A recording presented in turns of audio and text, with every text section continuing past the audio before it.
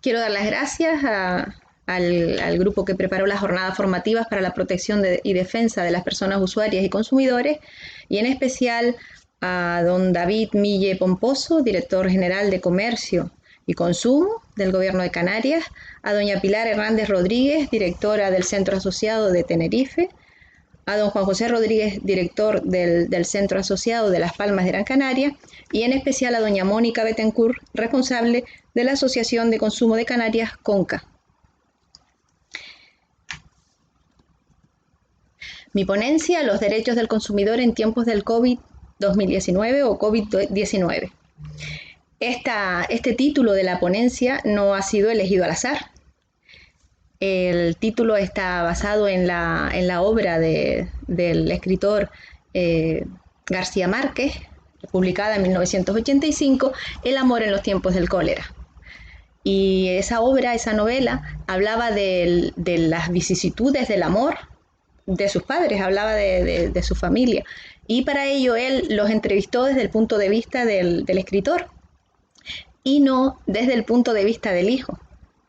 Pues haciendo el símil con los derechos del consumidor, yo voy a hablar de cómo ha pasado, cómo se ha mantenido, cómo ha pervivido el amor, en este caso los derechos del consumidor, a través de los tiempos del COVID, del estado de alarma y de otras distintas vicisitudes que veremos cómo pasamos a lo largo del tiempo,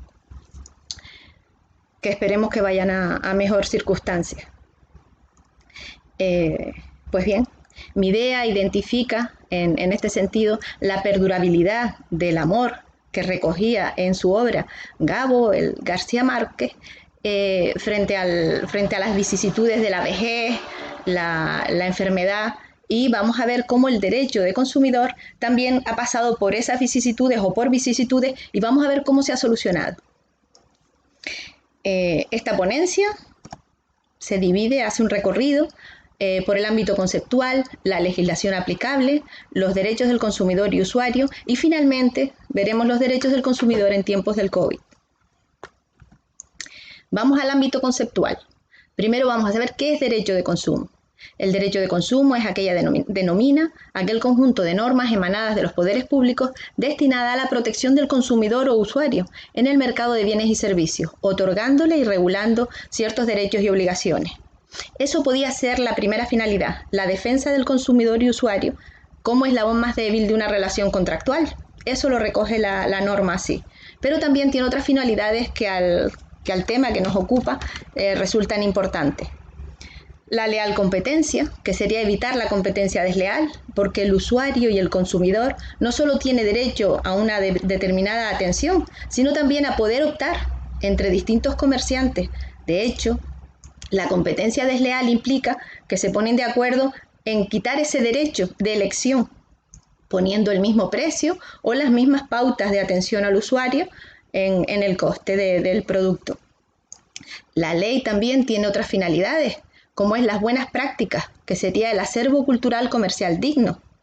O sea, evitar esa idea que se tiene de un grupo de comerciantes que no cumplen con determinadas pautas.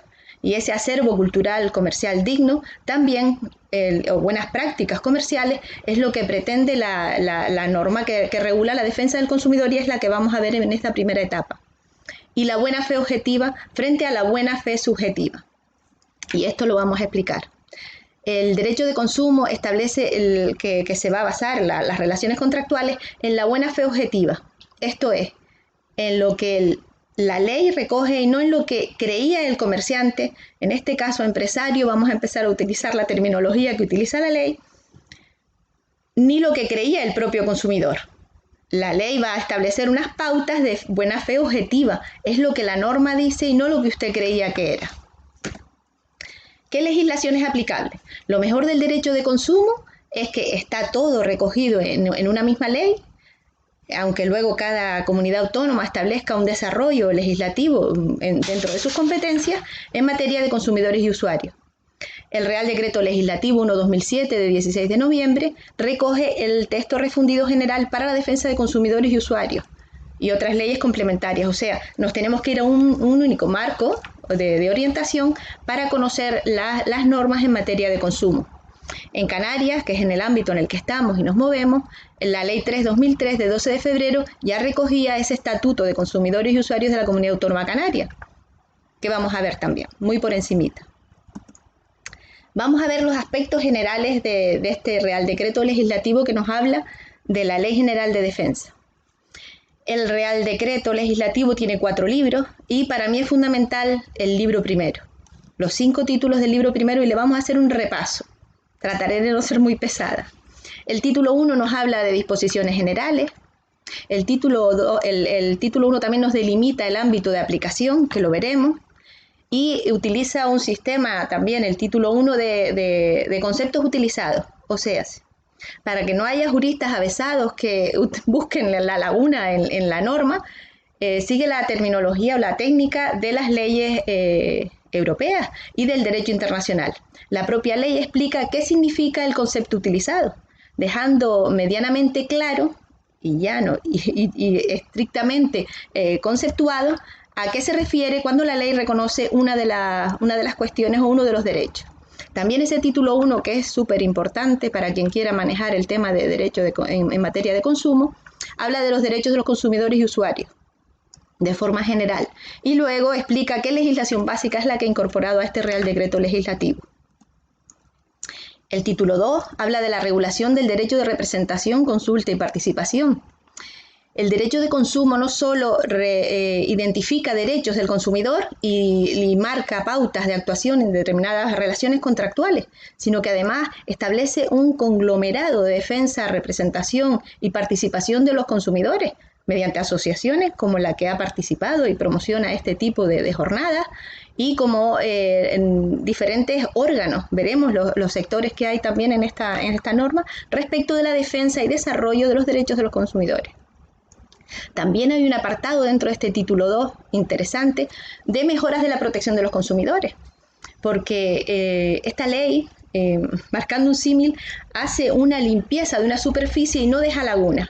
No solo voy a recoger los derechos, no solo voy a recoger una estructura que garantice esos derechos, sino que además voy a marcar pautas de actualización de esos derechos. Y ahí está ese título 2 con esas mejoras de protección a los consumidores y usuarios, adaptando la ley a las distintas causas o modificaciones que se vayan dando a lo largo de la vida en las sociedades también.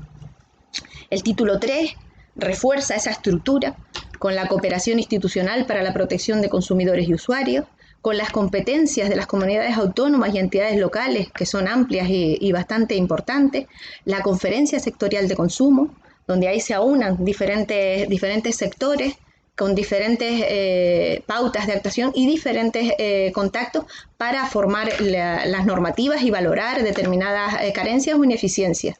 La formación y la calidad. Importante es que el usuario conozca sus derechos y que el consumidor, a la hora de firmar un contrato, cualquier tipo de contrato, los tenga claros. Para ello la formación y también la calidad en ese tipo de formación. En este título 3 habla de derechos de los ciudadanos y veremos que el ámbito de actuación de esta ley, del derecho de consumo, se circunscribe exclusivamente a usuarios y a consumidores. Pero cuando habla de formación, cuando habla de información, se le da al ciudadano, porque al final todos somos consumidores.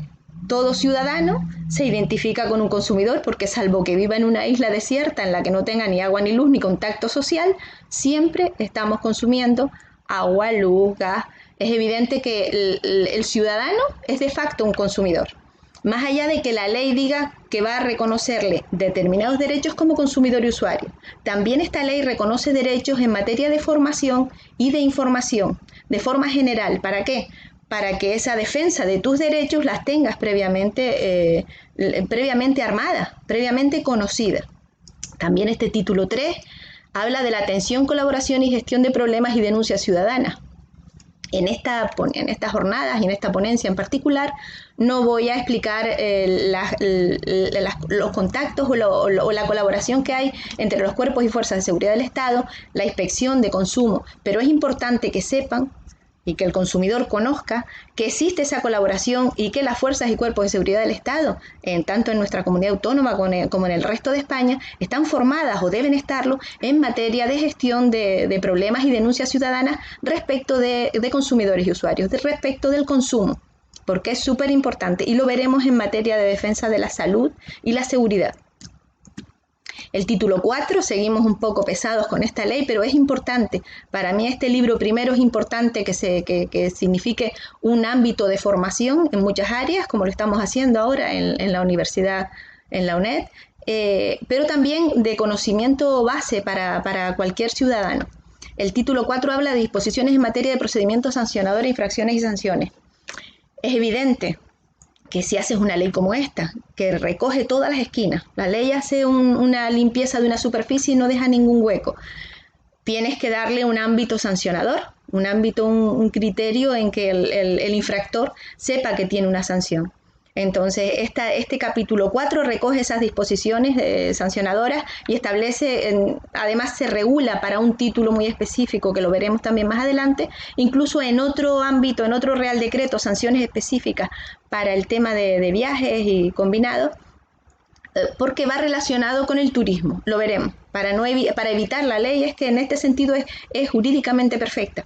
Recoge todo tipo de ámbitos, no deja lagunas, no deja que un jurista avesado diga, y lo veremos, es que hay un término jurídico indeterminado. Veremos cómo hace la ley y soslaya todo tipo de dudas en esa materia. El título 4 también, y es importante y hago referencia a esto, porque existen sanciones accesorias en vía administrativa. El decomiso de la mercancía adulterada, deteriorada, falsificada, esto se entiende que es para situaciones de gravedad, donde incluso los gastos que produzca el transporte, distribución o destrucción serán también a cuenta del infractor. Con lo cual habría que tener también los empresarios, y en este caso el empresario es la expresión que utiliza la ley y aúna a cualquier tipo de parte que esté en el otro lado del contrato, de donde en un lado estaría el consumidor y usuario y en el otro lado estaría el que él llama empresario, y luego veremos cómo la ley también hace un recorrido de qué se entiende por empresario para evitar dudas. Y las sanciones accesorias sería el decomiso de la mercancía y también la publicidad de las sanciones impuestas. ¿Por qué? ¿Por qué publicidad? Porque tocas el prestigio de las empresas. Y cuando las empresas tienen mucha potestad económica, mucha fuerza, generalmente las sanciones no duelen. O no duelen igual que el prestigio. Entonces, cuando adquiere firmeza en vía administrativa la sanción, pueden publicarse nombres, apellidos, denominación o razón social. Es verdad que la norma, reconociendo las leyes de protección de datos, establece que solo sucederá cuando haya la índole y la naturaleza de las infracciones, haya un riesgo evidente para la salud o seguridad de los consumidores y usuarios, haya una reincidencia en las infracciones de naturaleza también grave o exista una acreditada intencionalidad de la infracción.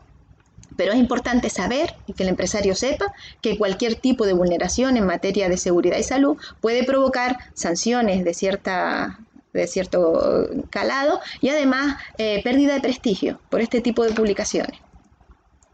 El título 5 y último nos habla del acceso a la justicia. Dijimos, si hay sanciones y hay fórmulas para hacer que el empresario acorte la sistemática vulneradora del derecho al consumidor, también tiene que llegar a la justicia cuando ya no queda más remedio, pues hay una acción de cesación. Y la ley también en este sentido es perfecta porque no permite o intenta evitar que haya imposición de obstáculos onerosos o desproporcionados, de forma que el consumidor no se vea abocado a hacer una contratación de abogado, una búsqueda de su derecho, intentando conseguir el acceso a la justicia, de forma que la acción de cesación respecto de consumo es una acción que es imprescriptible, puede, salvo en 2 ocasiones, en 2 de los casos, y ahora lo veremos más adelante, y es una acción fácil. Claro, si al propietario de una vivienda que arrienda le resulta fácil poner un monitorio porque le impagan, también debería ser para el consumidor, y la ley así lo reconoce, que es que rellenando un simple documento también pueda el consumidor enervar su derecho a que cese en ese tipo de conductas el empresario. Debemos recordar también que todo este tipo de normas y esta ley que sigue una tesis jurídica de derecho internacional o de derecho europeo deriva de la directiva 2005/29 del Parlamento y del Consejo, que casualmente habla sobre prácticas comerciales desleales, porque esa es la idea que la ley trata de eludir, el que sigan funcionando prácticas comerciales desleales y claro, que afecten a un número de consumidores elevado. Que creían que nos íbamos a ir y nos íbamos a quedar con este repaso de la ley aquí. No, vamos a ver el resto de libros por encima solo, porque es fundamental conocer la ley para luego definir por qué ha cambiado esto y por qué no ha cambiado lo otro. A mí me fascina esta norma porque, ya digo, no deja lagunas, no deja huecos para que un jurista avesado pueda evitar que un consumidor que ha sido lesionado no reciba justicia y se pueda por lo menos exigir su derecho y verse resarcido en el daño recibido. El libro segundo nos habla de los contratos y garantías. El título 1 de ese libro habla de contratos en los consumidores y usuarios. Prácticamente todo actualmente son relaciones contractuales. El título 2 habla de las condiciones generales y cláusulas abusivas. Las condiciones generales son estos contratos en que ya vienen hechos en formato y define qué son cláusulas abusivas y cuál es la fórmula para eludirlas y para denunciarlas. El título 3 habla de los contratos celebrados a distancia y contratos celebrados fuera del establecimiento mercantil. Esto ha cambiado con el COVID y con el estado de alarma, donde esto se ha incrementado notoriamente. Veremos en qué puntos se ha modificado la norma para evitar que esto sea una especie de foco de abuso al consumidor. Y el título 4 habla de garantías y servicios postventa.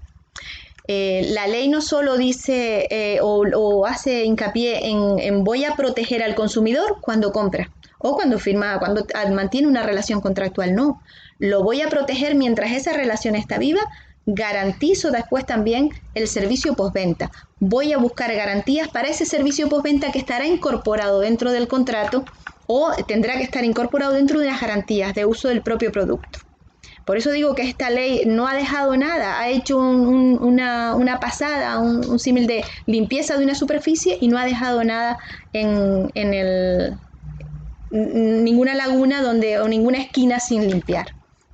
El libro tercero nos habla de la responsabilidad civil por bienes y servicios defectuosos y en este sentido resulta importante cuando se puede obtener resarcimiento o indemnización por bienes o servicios defectuosos. También veremos cuál es la tesis en los tiempos del COVID en esta materia. El libro cuarto nos habla de los viajes combinados y servicios de viajes vinculados. ¿Y por qué todo un libro para un solo tipo de contrato o varios tipos de contrato dentro de viajes combinados y servicios de viaje vinculados? Porque aquí, en este momento, cuando uno viaja, está fuera del ámbito habitual de su zona, normalmente viaja fuera.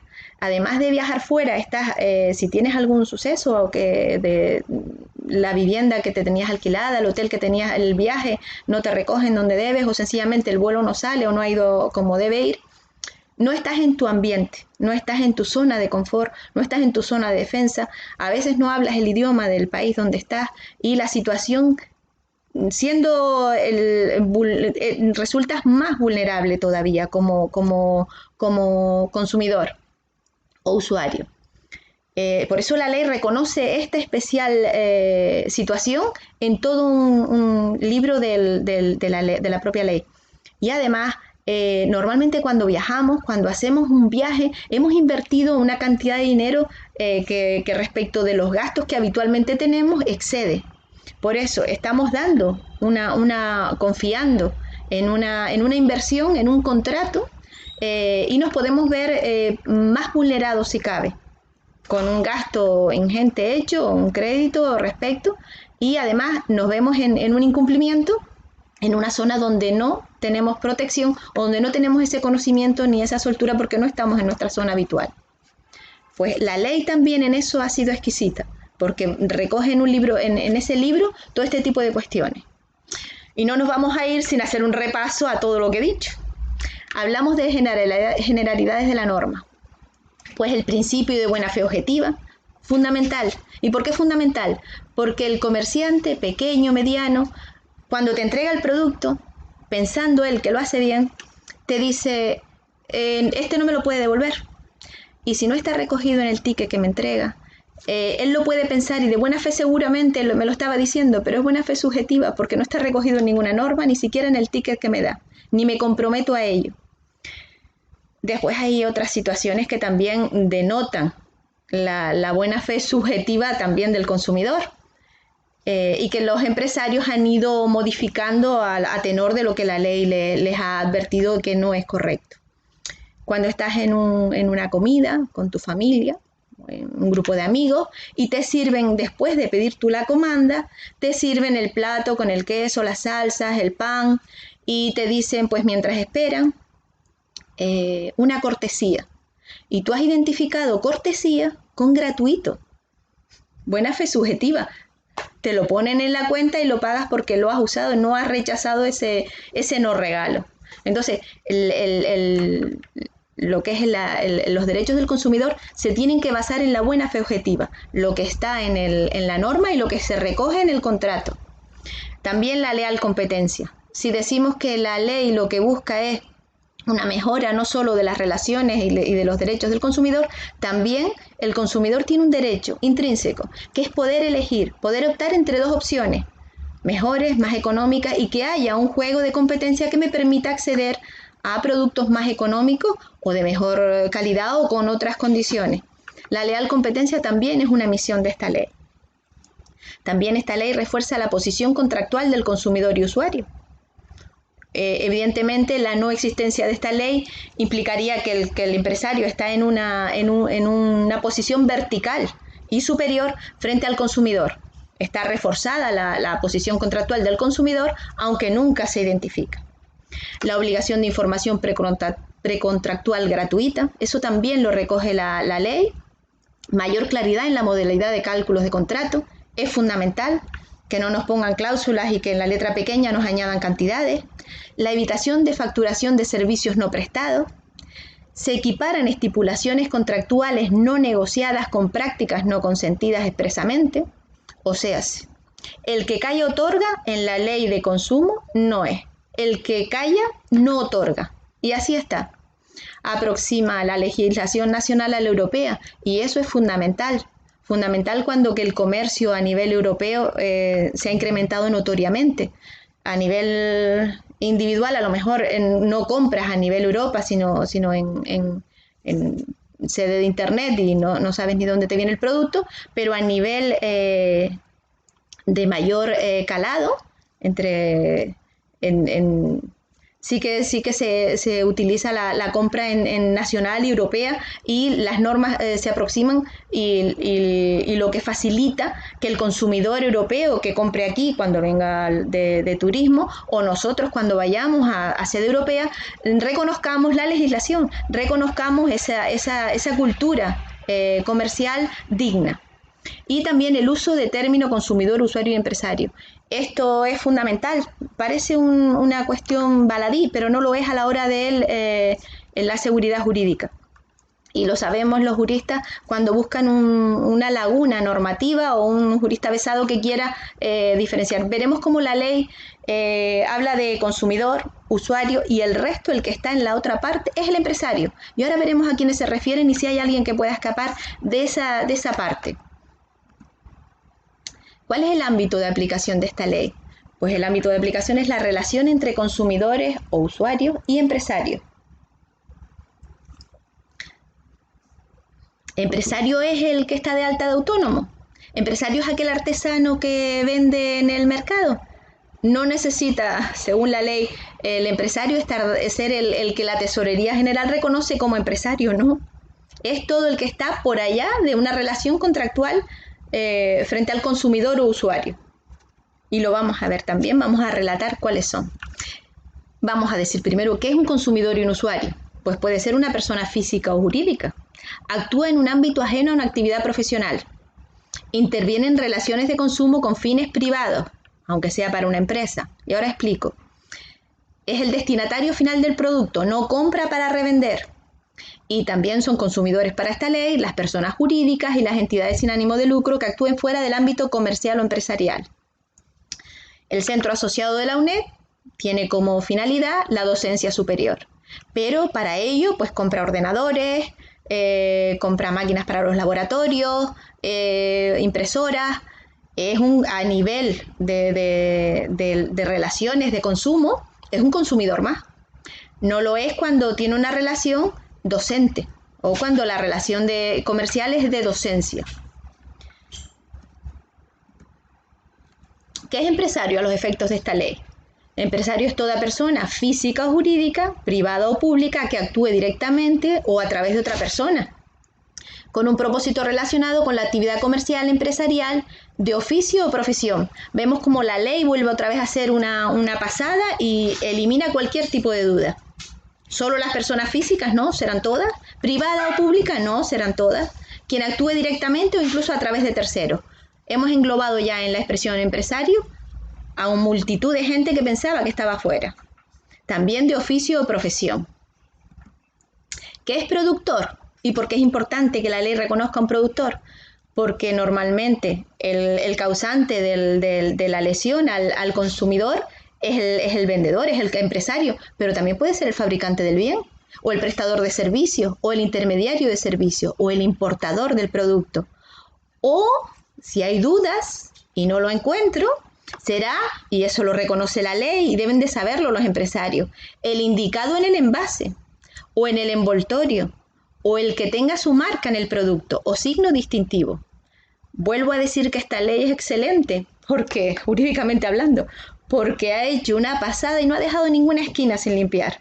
Aquí entramos todos. Y ojo, si el productor denunciado o requerido no puede ser identificado, será considerado como tal el proveedor del producto. Tendrá 3 meses para indicarlo. Esto es como cuando te llega la multa de que no han podido detener al conductor del vehículo y la policía te da 15 días para decir quién era el conductor. Y si no, te toca la multa y el descuento de puntos, porque da por hecho que eras tú el conductor. Pues esto es lo mismo. Se trata de no dejar a la salvaguarda de cualquier tipo de fórmula, y particularmente en los litigios, yo no estoy legitimado pasivo, porque no aparece mi nombre en el contrato, ¿sí? Pero usted es el intermediario de servicio, o es el prestador de servicio, o es el fabricante del bien, o sencillamente está el signo distintivo de su empresa en el producto que ha hecho esta lesión al consumidor. ¿Qué es proveedor? Pues el empresario que suministra el producto, pero también el que lo distribuye, o el que en cualquier título o contrato tenga relación con ese producto. Volvemos a decir que la ley no deja a nadie fuera. El que es responsable lo es, y puede llegar a serlo y puede llegar a hacérsele responsable. ¿Y qué es producto? Los juristas avesados dicen por aquí hay lagunas seguro. Pues es todo bien mueble, de aquel artículo 335 del Código Civil, aunque esté unido o incorporado a otro bien mueble o inmueble. Pero también es el gas, la electricidad y el agua. Sí, pero puede haber términos jurídicos indeterminados. Vamos a verlo. El artículo 335 del Código Civil dice: se reputan bienes muebles los susceptibles de apropiación. Todos los que se pueden transportar de un punto a otro sin menoscabo de la cosa inmueble a que estuvieran unidos. Vamos a ver. ¿Cuáles son las administraciones responsables de exigir el cumplimiento de los derechos de los consumidores y usuarios? También la ley hace así y dice: vamos a poner a muchas administraciones al frente de los derechos del consumidor, pues todas aquellas con competencia en materia de consumo, particularmente las comunidades autónomas, las corporaciones locales, y además hacen una labor ingente con sus oficinas de atención al consumidor o con su sistemática de atención al consumidor, arbitraje, mediación y el resto de cuestiones que en esta ocasión por el tiempo que tenemos no va a poder explicarse. Pero que lo sepamos. Y además, aquellas relacionadas con la salud y el turismo. Dijimos que la ley da relevancia y mantiene limpio esa superficie que cubre con todo. Pues también las relacionadas con salud y turismo. ¿Y de qué nos suena todo esto? Lo vamos a ver. Son las que principalmente han sido tocadas en la época, en los tiempos del COVID. Importante. La ley hace una particular defensa de algunos productos de servicio y consumo común. Vamos a ver cómo los define y por qué. Los poderes públicos protegerán prioritariamente los derechos de los consumidores y usuarios cuando guarden relación directa con bienes o servicios de uso o consumo común, ordinario y generalizado. Y algún jurista estará diciendo otro término jurídico indeterminado. Pues no. La ley dice, vamos a utilizar el Real Decreto 1507/2000, que habla de esto, de que son servicios de uso común, bienes y servicios, productos y servicios de uso o consumo común, ordinario y generalizado, y de bienes de naturaleza duradera. Y además vamos a actualizar mediante una orden esos productos. En el 2008, la ley 2007, vamos a actualizarlos para mantener actualizados esos productos. Luego no hay término jurídico indeterminado porque están, y los vamos a ver correctamente. Además nos va a sonar. ¿Cuáles son? Lo fácil. La ley es fácil también de aplicar. ¿Cuáles son estos productos a los que tengo que prestar especial atención? Legalmente, solo los recogidos en ese anexo del 1507/2000, que los divide en 3 categorías: productos alimenticios, productos no alimenticios y servicios. ¿Y por qué esta mujer nos está contando todo esto cuando venía a hablar de lo del COVID? Y ahora nos va a sonar más todo esto. Los productos alimenticios, es evidente que la salud va muy relacionada con lo que comemos. Esto era evidente que tenía que estar incorporado en el cuidado que nos tienen que dar la ley. Y además, no solo los productos, sino, y ahí, en el 26 vemos que pone aditivos. O sea, no solo voy a recoger todos los productos que de forma general utilizamos para alimentarnos, sino que además voy a decir y utilizar la expresión aditivos. Y la expresión aditivos significa todo lo que se adiciona a los productos. Así no estoy con una relación de aditivos que algún jurista diga, pues este no estaba y aquí aparece. Entonces, todos son aditivos. Todo lo que yo adicione se entiende aditivo. Eso también tiene una protección especial. ¿Y cuáles son los productos no alimenticios? Pues nos suenan. Medicamentos, productos de perfumería, abonos, flores, plaguicidas, todo lo que pueda tener alguna cuestión de seguridad y salud. También bisutería y monedas, herramientas, cuchillería de uso cotidiano, aparatos eléctricos, electrotécnicos, vehículos y automóviles, motociclos. Todo eso tiene una regulación específica dentro de este ámbito. Y vamos a ver cuáles son los servicios de uso o consumo común, ordinario y generalizado. Y aquí es donde entramos en la tesis del tiempo del COVID. Porque nos van a sonar todo, nos va a sonar todo. El gobierno, en este caso los poderes públicos, solo tuvieron que ir a este Real Decreto y a este apartado para descubrir qué tenían que cubrir o qué tenían que tener en cuenta cuando en el estado de alarma dejaste a toda la ciudadanía en casa y cuando tuviste que valorar qué tenías que cubrir de necesidad. Entonces, este Real Decreto y en este anexo 1 recoge servicios de suministro, agua, gas, electricidad y calefacción, arrendamientos de vivienda. Nos estamos recordando los reales decretos del estado de alarma y sus siguientes, donde exactamente fueron a este tipo de cuestiones. Servicios sanitarios, médicos, hospitalarios, farmacéuticos, servicios de residencia y atención a personas mayores o minusvalía. Nos estamos recordando cómo está a la orden del día estas cuestiones. Servicios de atención a la infancia y guardería, transporte de servicio público, comunicaciones, correo. Correo siguió funcionando y ha seguido funcionando durante todo el tiempo, evitando que hubiese que hacer uso de otro tipo de servicios. La enseñanza pasó toda, incluso la de la UNED, a servicios online, de forma que se siguiera dando. Servicios culturales, servicios de esparcimiento y deportes, los gimnasios, servicios personales de lavandería, tintorería y peluquería. Como aquella historia con la peluquería, si se hacía, si no se hacía, si era solo para la atención a la higiene. Servicios de limpieza y recogida de basura, permanentemente vigilados, porque se separaron incluso en contenedores diferentes de determinadas zonas. Servicios bancarios y financieros, lo veremos. Además, lo explicará la compañera que dará la ponencia, María Luisa Martínez Tejero. Seguros, turismo y hostelería, fundamental. Servicios de reparación, mantenimiento y garantías de aquellos bienes y servicios. Vuelvo a decir que esta ley es excelente. Ha hecho así, no ha dejado ninguna laguna. No solo hago de preferencia y de prioritario control por los poderes públicos estos servicios, sino que además hago también a los servicios de reparación de estos servicios, a la garantía de estos servicios, porque así evito que cualquier empresario o empresa pública incluso me diga, es que no tengo, es que está estropeado. No, es que también he hecho de esencial y prioritario el servicio de reparación de esos productos. Y por supuesto, el número 17 de esos ítems, el servicio de sociedad de la información. Eso también es fundamental, porque en estos periodos hemos visto cómo todo ha pasado a online. Estas jornadas son online. Todo ¿por qué? Porque daba más garantía el acceso online. No podemos estar mediante los aforos limitados, entonces estamos cumpliendo. Los poderes públicos solo tuvieron que ir a este Real Decreto para verificar y comprobar qué necesitaba el consumidor y en este caso el ciudadano, qué necesitaba que se regulara. Y ahora vemos cómo se regula, cómo lo reguló. ¿Cuáles son los derechos del consumidor y usuario? Volvemos otra vez, los recogidos en el Real Decreto Legislativo 1/2007 y en este caso, que los vamos a explicar porque estamos en Canarias, el Estatuto de Consumidores y Usuarios de la Comunidad Autónoma Canaria, Ley 3/2003. Vamos a usar para verlos esa ley, porque la tiene muy bien desglosada. Derecho a la protección integral de la salud y seguridad. Evidente.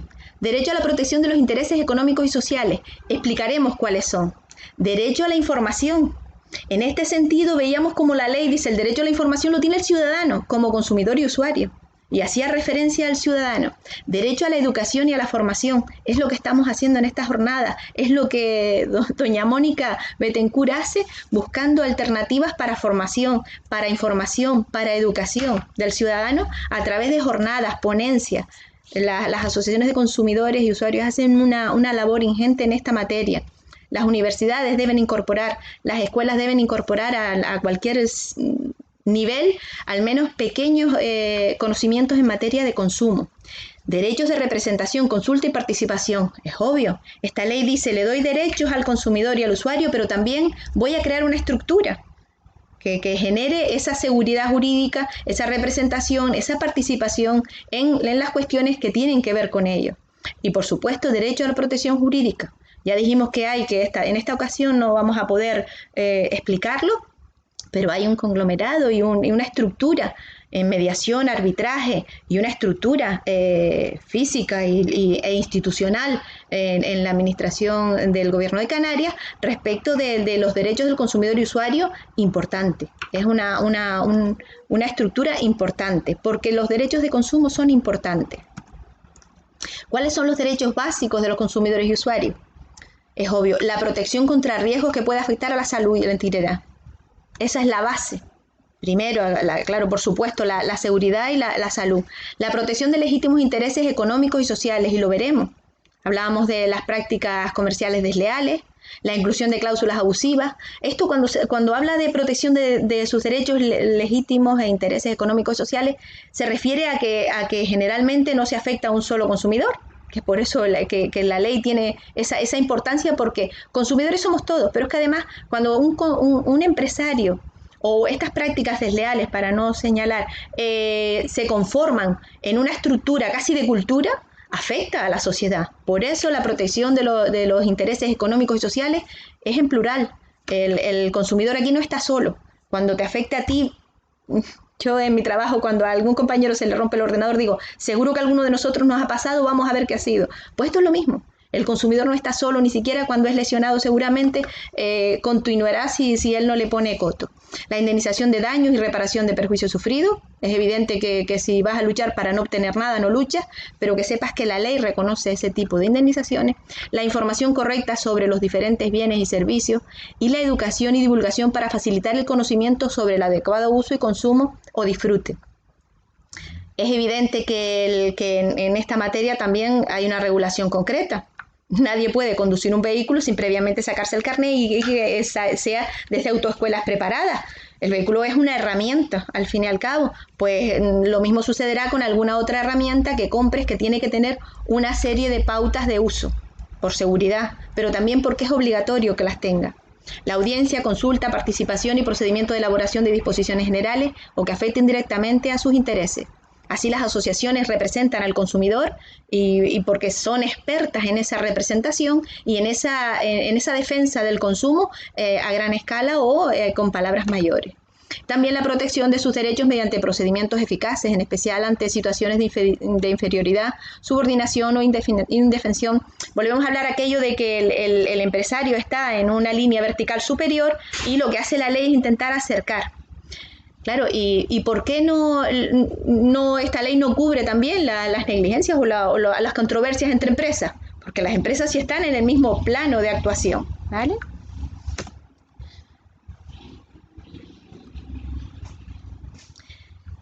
Vamos a ir más rápido. Existe un deber general de seguridad, eso nos tiene que quedar claro. Al empresario, por eso cada año se retiran juguetes, por eso cada año se controlan determinados riesgos y está establecido que únicamente será un riesgo mínimo compatible con el uso del bien o servicio y considerado admisible dentro de un nivel elevado de protección y seguridad social. O sea, es lo mínimo. La ley ya no sabe cómo expresar que el riesgo que usted pueda aportar a un producto que fabrique o que proporcione debe ser el mínimo exigido y a poder ser cero. Existe un deber general de información sobre riesgos. El consumidor no solo tiene derecho a no sufrir riesgos, sino que además le debe informar de esos mínimos riesgos que pueden sufrir. Los productos químicos, esto es importante y también en relación al tiempo COVID. Los productos químicos y todos los artículos que en su composición lleven sustancias clasificadas como peligrosas deben ir envasados con las debidas garantías de seguridad y llevar forma visible la oportuna indicación que advierta el riesgo de manipulación. Pues sí, pero ¿qué pasa? Aquí pongo los pictogramas de riesgo.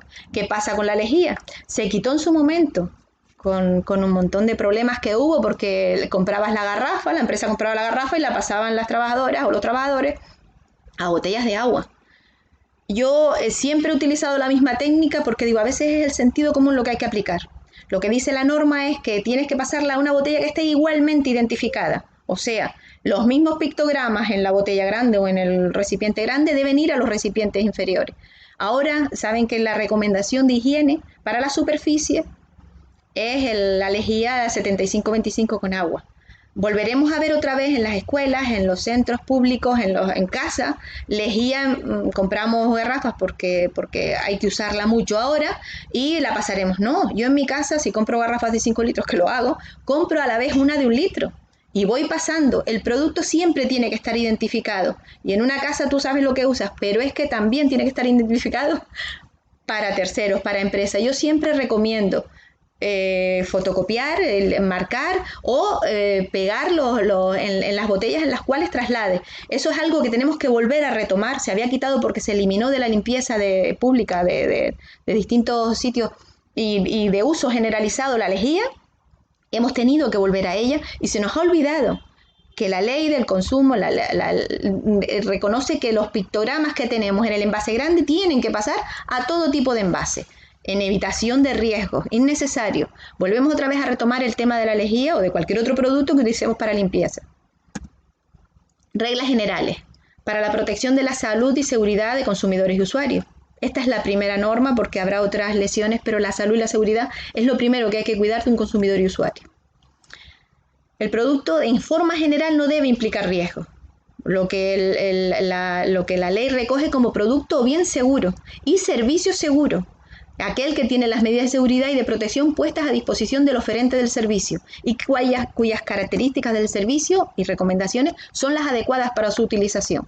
Pues lo mismo pasa con todo. Hay prohibiciones al empresario, la ley las recoge muy claritas. Por eso esta ley, cuando digo que debe conocerla todo tipo de ciudadanos, el empresario en particular y sus trabajadores deben conocerla muy específicamente cuando sean de ventas de productos, de alimenticios. Y vamos a ver cómo en la época COVID han cambiado, se han flexibilizado algunas normas que han vuelto a establecerse. No nos relajemos porque siguen estando. Hay prohibición de tener y almacenar productos no permitidos o prohibidos.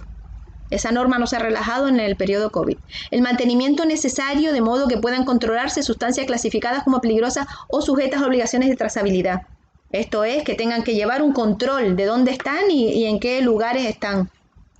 El apartado 3 sí que se ha relajado. Había una provisión expresa de venta a domicilio de bebidas y alimentos, salvo reparto, distribución o suministro encargados a establecimientos autorizados.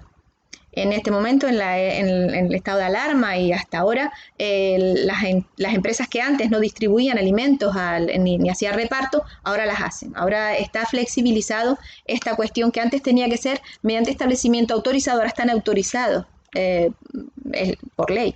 Cumplimiento de la normativa de las entidades locales y comunidades autónomas en materia de modalidades, condiciones y demás estipulaciones sobre venta ambulante de bebidas y alimentos. Sigue estableciéndose esta norma. Esta tampoco se ha relajado en épocas de COVID. Hay otra que también se ha relajado, pero ha vuelto otra vez a controlarse. En la época inicial del COVID sabía que no había mascarillas, no había medicación suficiente, ni hospitalaria ni farmacéutica, que cubriera el nivel de necesidad que podía tener el país. Entonces hay una prohibición específica de suministro de bienes que carezcan de marca de seguridad o de datos mínimos que permitan identificar al responsable del bien. Y esto se relajó de forma que en un momento dado se permitía determinadas importaciones de productos con un marcado CE limitado. La obligación de retirar, suspender o recuperar consumidores y usuarios cualquier servicio, esto es cada año. Productos generalmente de juguete se retiran cada año. Cremas, me refiero a que hay un control estricto y es el propio empresario el que está obligado a retirarlo, a hacer un control y una escucha activa a los consumidores que le dicen este producto me produjo ronchas o este producto viene mal sellado. Tienen que tener los empresarios una escucha activa de las quejas, porque mejoran el servicio y porque les facilitan que esto no llegue a mayores. Y la prohibición, obviamente, de importar productos que no cumplan con lo establecido en las leyes españolas de consumo. Y vuelvo a reiterar que esta norma se flexibilizó un poco en la época de COVID para que pudieran entrar suficientes productos, mascarillas, gel hidroalcohólico, y ya está otra vez en sede de cumplimiento total. Hay prohibiciones al empresario también, como es la exigencia de control de productos manufacturados susceptibles de afectar a la seguridad física de las personas, prestando especial atención a la reparación y mantenimiento. Esto de poner sellados y mantener sellados determinados productos y tener cuidado con el tema de la obsolescencia. Esto de poner una pieza que se estropea para hacer que la obsolescencia sea una nueva compra y el producto siga rulando o siga pudiendo venderse. Entonces hay que tener cuidado y controlar qué pieza es la que quitas, porque puede provocar que los servicios de reparación o mantenimiento, incluso accidentes, que en este sentido sí que hay que verificar este tipo de cuestiones y la ley lo recoge también. La prohibición de utilizar ingredientes, materiales y demás elementos susceptibles de generar riesgos para la salud y seguridad. Y la prohibición de utilizar tales materiales en elementos de construcción de viviendas y locales. Esto también está tasado por la ley. Es verdad que lo recoge y luego se traslada a otro tipo de ámbito, pero es importante. ¿Qué otra modificación hubo en el tiempo COVID? El derecho de desistimiento de un contrato, que es aquella facultad del consumidor y usuario de dejar sin efecto el contrato celebrado, notificándoselo a otra parte de forma fehaciente o incluso sin necesidad de justificarlo y sin penalización. También mediante la devolución del producto siempre que pueda constatar que lo devolvió en las mismas condiciones. En este caso serán nulas de pleno derecho cualquier cláusula que imponga al consumidor una penalización por ese ejercicio o incluso que acepte el que no exista el desistimiento. También hay una obligación vinculada, porque vuelvo a decir que esta ley no deja nada al azar. Supongamos que el empresario se aprovecha del desconocimiento del consumidor. Hay también, no solo hay una obligación de desistimiento, sino una obligación de informar. ¿Y cómo sanciona la norma el que el empresario no te informe del desistimiento? Pues ampliando el plazo. No hay una exigencia de formalidad para el desistimiento. Luego me permite cualquier tipo de fórmula, siempre que sea fehaciente. El plazo mínimo, si me informa el empresario, mire, usted tiene para desistir 14 días naturales, hay empresas que lo amplían, y empieza desde que el contrato, el objeto del contrato está en poder del comprador, o desde que se celebra el contrato si fuera por prestación de servicio. Si no me lo informa, tengo 12 meses. O si en esos 12 meses me informa, a partir de esa información fehaciente, 14 días. Con lo cual hay una sanción implícita en el empresario. De ahí que digo que esta norma no solo es de interés para el propio consumidor, sino para el propio empresario. Es verdad que el consumidor y usuario deberá probar que ha ejercido ese derecho, por eso el derecho de desistimiento se tiene que verificar, tiene que ser fehaciente y de forma general es gratuito. Y digo de forma general porque tienes que devolver o hacer fehaciente muchas veces y tienes que remitir un correo o un fax o algo que te puede llegar a costar dinero, pero vamos, nada comparado a lo mejor con los gastos. ¿Qué consecuencias hay del ejercicio de desistimiento? Pues las partes se deben restituir recíprocamente las prestaciones. El consumidor y usuario no tendrá que reembolsar cantidad alguna y el consumidor y usuario tendrá derecho al reembolso de gastos innecesarios y útiles que hubiera realizado para el bien. ¿Qué ha sucedido en época de COVID? Pues que o lo perdí o se destruyó por otras causas o no me llegó el producto o no pude devolverlo porque no tenía fórmulas. Vale. Pues en ese caso, vamos a irnos más adelante, en ese caso también se estableció y ahora lo vamos a ver cómo.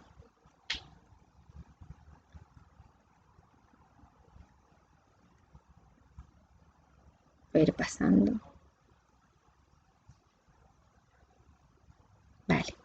Vamos a reiterar que son irrenunciables los derechos de la ley del consumo y además las acciones son imprescriptibles excepto las dos acciones de ellas, pero vamos, de mayor gravedad. Vamos a ver qué ha sucedido.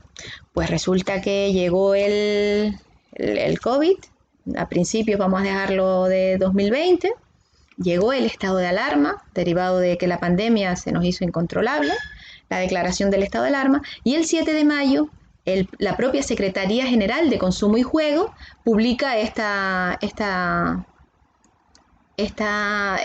noticia haciendo aclaración sobre los derechos que asisten a consumidores y usuarios, con lo cual no solo había legislado sobre aquel apartado que hablamos de interés para el consumidor y usuario en general, sino que además nos hace el 7 de mayo un recordatorio a todos, un recordatorio público, sobre la cancelación de vuelos debido a la expansión del coronavirus, concretando sobre la cancelación de viajes en medios de transporte distintos al avión, sobre la cancelación de viajes turísticos, incluso viajes combinados, sobre la cancelación de eventos y otro tipo de servicios, las cuotas del gimnasio, academias y otros servicios de tracto sucesivo, o sea que lo pagas cada mes, los seguros de enfermedad y de asistencia sanitaria y seguros de deceso, aquellos seguros que dejaron de prestar asistencia o dejaron de prestar determinadas asistencias pero seguían cobrando la cuota plenamente, la resolución de los contratos de compraventa de bienes o la suspensión de plazos, que se dio también en el estado de alarma y hubo que aclararlo. Entonces, la Secretaría General de Consumo y Juego, dijimos que los poderes públicos, cuando sucedió una cuestión de esta, dijeron, ¿dónde puede estar el interés mayor? Vámonos a este Real Decreto y vámonos a este tipo de derechos de consumo, porque son los que van a necesitar los ciudadanos en materia de consumo y en materia de necesidades cotidianas y diarias. ¿Qué medidas COVID se tomaron? Pues la protección en el ámbito energético, gas natural, electricidad y suministro de agua, la imposibilidad de que se cortara el suministro, antes era a familias vulnerables y de facto se estableció esa imposibilidad en el periodo del estado de alarma y en el periodo post-COVID para familias vulnerables que incluso incrementaron el concepto de familia o personas vulnerables. En la prestación de servicios de comunicación electrónicas y del servicio universal, se ampliaron, se facilitaron, se flexibilizaron, las administraciones públicas permitieron acceso de determinadas formas y la ley de protección de datos un poco se relajó en el sentido de poder contactar con la función pública, con determinadas, sin medidas estrictas de firmas electrónicas. La moratoria en el pago de deudas hipotecarias, ya lo explicará la compañera, súper importante, porque no se dio una situación de riesgo seguro para los más vulnerables, la interrupción de los plazos para la devolución de productos que se adquieran en modalidad presencial o incluso a través de Internet durante la vigencia del estado de alarma y todas sus prórrogas. O sea, el Estado comprobó qué necesidades había y luego encima estuvo sacando notas informativas explicando cómo estaba la situación para que nadie se tuviera que leer el BOE ni interpretarlo. Era claro y estaba bien claro. Los plazos del ejercicio de derecho de desistimiento se ampliaron. ¿Cuánto? Se suspendieron los plazos. Las garantías legales suspendieron ese plazo ampliándolo al periodo en que a las distintas prórrogas del estado de alarma, para evitar que hubiera una vulneración del derecho del consumidor por la falta de devolución o la falta de acciones. ¿Qué más había? Pues la moratoria de créditos al consumo, la prohibición lo reiteramos, el derecho a resolver el contrato de compraventa, Los viajes combinados, específicamente el Ministerio sacó una información sobre este sistema y se alertaba. El consumidor y usuario puede aceptar un bono con una validez de 1 año, pero si al año no se ha decidido, debe recibir el reembolso, facilitando que las empresas con ese bono también pudieran trasladar la carga económica y la pérdida un poquito más atrás, pero siempre dejando el derecho del consumidor perfectamente delimitado. Si se llegaba a un acuerdo con el consumidor en el plazo estipulado de 60 días y si no se resolvía el contrato de la forma que establece la ley. Cada parte se reembolsaba lo recibido. En este caso, en los viajes combinados era la devolución o el reembolso completo del pago realizado. Aprovechó la norma también para la prohibición de publicidad de juegos de azar y apuestas online, porque también el consumo y determinados consumos tienen que ser controlados y limitados. Y claro, estábamos todos encerrados en casa, había publicidad todo el tiempo y ahora se limitaba a unas 5 de la madrugada para que quien lo quisiera ver y estuviera interesado fuera mayor de edad y pudiera acceder a este tipo de cuestiones. Se aprovechó realmente el propio Real Decreto. Otras prácticas fraudulentas en relación con el coronavirus, que es verdad que no tuvieron mucho recorrido porque la gravedad con la que se desplazó el coronavirus al final hizo que todas las autoridades entraran en plataformas de control, pero desde Europa se alertaban de prácticas desleales de comerciantes que cometían abusos a consumidores sobre productos milagros que curaban la infección con coronavirus y afirmaban engañosamente este tipo de cuestiones. Estas prácticas fraudulentas también fueron recogidas por el Ministerio y controladas estrictamente. Las compras por Internet. El vendedor disponía de un plazo de 30 días para entregar el producto, si en el plazo desde que se efectuó la compra. Si no se recibía el producto, por cualquier circunstancia, debía negociar con el comprador y procederse a la devolución. Por aquel mismo régimen de 60 días tenía que reembolsarse, porque la verdad es que pasó todo a compra online. El transporte aéreo, lo mismo. Se dieron paradojas de verdaderas aerolíneas que no devolvían, sino te daban un bono. Ya el propio ministerio, incluso la OCU, hizo una denuncia sobre Iberia, porque daba un bono automático sin permitir que el propio usuario o consumidor dijera que no quería y que quería mucha gente dice, no voy a viajar, pero es posible que necesite el dinero, necesito ese reembolso. ¿Y qué sucedía con aquellos pasajeros que se encontraban ya en pleno vuelo? Que dijimos que aquel título de la ley que recoge este tipo, porque es más vulnerable el pasajero cuando está en pleno vuelo, pues le daba la posibilidad del reembolso o transporte alternativo, el derecho de alojamiento, transporte, comida y bebida, y el derecho a compensación incluso, cuando se superaran determinados límites de espera, determinados límites de cancelación, en ese sentido, porque eran causas extraordinarias. ¿Y son estas modificaciones un invento nuevo? Pues no. Ya el derecho romano hablaba, don Silvestre Bello diría, impossibilitia nemo tenetur, no se puede obligar a nadie a hacer lo imposible. Entonces lo que hizo el Estado fue regular fórmulas posibles. Y el Código Civil en el artículo 1105 habla de causas de fuerza mayor. Obviamente nadie responderá de aquellos sucesos que no hubieran podido preverse o previsto fueran inevitables. Y estas cuestiones suceden continuamente. Pero no obstante, sí tenemos que tener claro que los derechos del consumidor, incluso en época del COVID, tal y como sucedió con el amor en los tiempos del cólera de los padres de García Márquez, pervivieron. Y aquí yo creo que también ha pervivido la mayor parte de los derechos y la mayor parte de la regulación perennemente y siempre pendiente del consumidor y el usuario. ¿Y qué es lo que tenemos de asignatura pendiente y por qué mi ponencia no se llama los derechos del consumidor y usuario en épocas del COVID? Porque yo creo, y esto lo tengo que decir, que como usuario de las administraciones públicas, en esta época sí que el usuario sí que ha visto un poco desmitificada la administración pública española, que tenía un rango de respeto al ciudadano importante, pero sí que hemos ido olvidando que es el primer acicate de la función pública es atender al usuario de las administraciones.